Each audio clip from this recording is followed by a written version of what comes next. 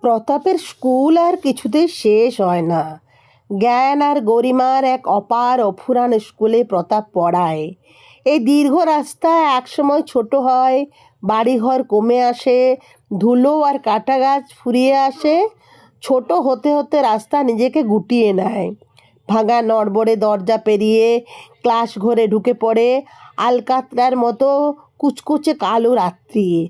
নিরবচ্ছিন্ন ঘণ্টার শব্দ, ছেলে মেয়েদের কলরব, চেয়ার টেবিল বেঞ্চের ঠোকাঠুকি দূরের আলো আঁধারি রেলওয়ে স্টেশন থেকেও পরিষ্কার শোনা যায়।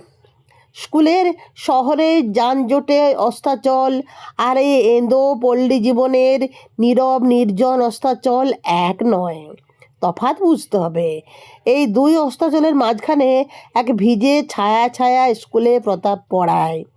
পড়াতে পড়াতে বই শেষ হয়ে যায়, বিদ্যা শেষ হয়ে যায়, চক ডাস্টার ব্ল্যাকবোর্ড শেষ হয়ে যায়, তবু জ্ঞান আর গরিমার অপার অফুরান স্কুল কিছুতেই শেষ হয় না। আমরা আমাদের সরু চোখ দিয়ে প্রতাপের স্কুলটিকে বারবার নিরীক্ষণ করি।